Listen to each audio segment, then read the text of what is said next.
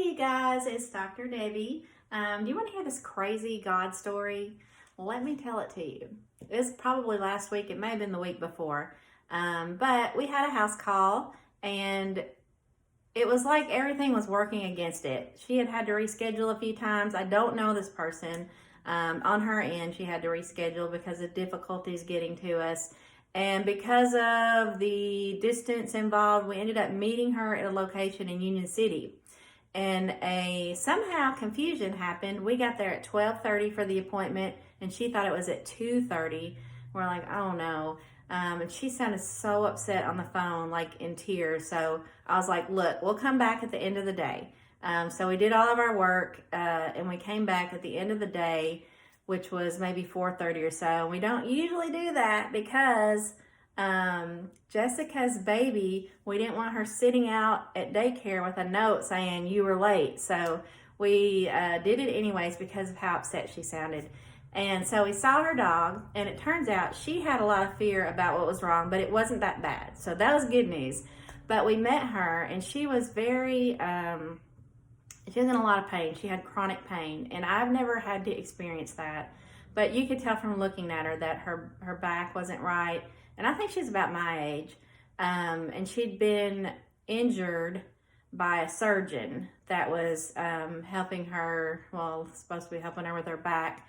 But the surgery did not go well, and she was left with a lot of severe damage.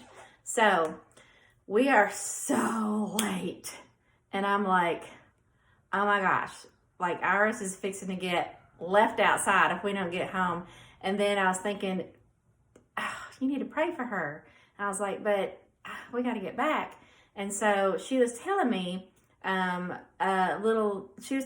story. And at the end she said, was talking about her chronic pain. And she said, what other choice do I have? And then she said it a second time, what other choice do I have? And God is like, are you going to tell her what other choice she has? I'm like, I'm running late, God, but yes, I will. So we prayed for her, and we were in Lowe's parking lot. We brought some fire down in Lowe's parking lot, me and Jess and this lady. And we wheeled into daycare at like 5:29, literally, and they close at 5:30. So we got her, we had to pick her up and then go to work to unload the van, do all that stuff. And, you know, we were like, all right, well, we were able to help her. Her dog wasn't that sick at all. But she had told us, like, he normally ate Dr. Marty's food, and she ran out of that food, and it really helped him with his health in general. And his skin breaks out, and he has some trouble if he's not on that food. So she even brought me the bags and showed it to me. I'm like, yeah, that's a really good food. I think it's a raw, dehydrated, or freeze-dried raw. But I never actually seen the food before, but I knew about the food. I'd heard of it, and I looked at the bag. I was like, I love this food. It's really good. So fast forward, we're back over pulling into the our new shop, and it was Brandy's birthday. So they had stayed over work, and we'd gotten her cookie cake and stuff. And Dr. Miranda had come in, and Ivy was there, and it was just us because we're still, you know, doing the social distancing thing. However, they had waited, and we ended up talking for a while, and Miranda starts telling this story about somehow she accidentally, not really accidentally, she ordered some food, and it was Dr. Marty's food. And she accidentally took some upsells, and as she thought they were replacing the original sound, she ended up with all this Dr. Marty's food. Her dogs aren't even in Martin. I mean, her dogs are in Kentucky. So she was telling the story, and Brandy said, that's this lady's food. That's what food she thinks helps her dog. When I think, I shouldn't say she thinks, so that's what food helps her dog.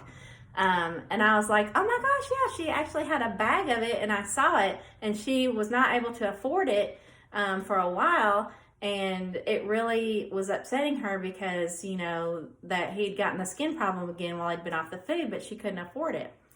And Miranda's like, I got like 4 bags of this stuff.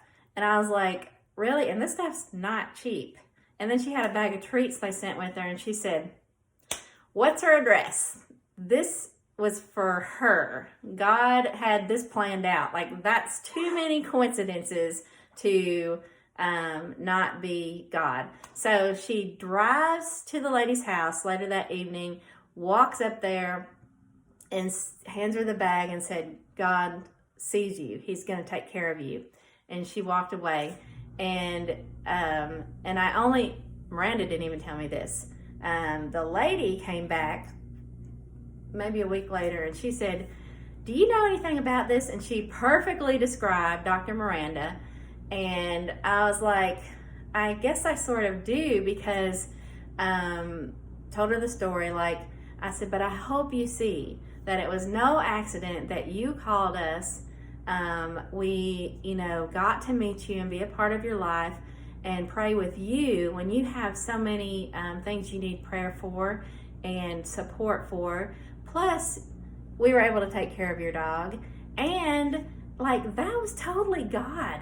Like, how are all those coincidences even going to happen, that we would see her bag of dog food, Dr. Miranda would happen to be in for Brandy's birthday, they would stay after till, it's well over 30, 45 minutes after work, and we would happen to discuss that and happen to be, no, that ain't no coincidence. That's God. So, and that lady told me, when she was telling me this story, you guys, she was saying that she equated that to the presence of God. She said that she had felt the presence of God so strong when Miranda came and brought her that food. And she equated that with two really special times in her life when she also felt the presence of God. So Miranda's like, well, I just took her some food. I'm like, no, you ushered in the presence of God. Like, please understand, you guys, when you do something like that, when you obey God's voice and you recognize His hand in something, you're not just doing it, you're bringing God to them. And of course, when she came in, I had Ivy go out and pray for her, because I'm like, well, it's time to get an Ivy prayer if you want to see the fire fall down. So Ivy went out in the parking lot and prayed for her, and we prayed that she would see more and more of the presence of God. And it was just so cool. It was just a really cool God story, and I just wanted to share it with you guys. And I appreciate you listening.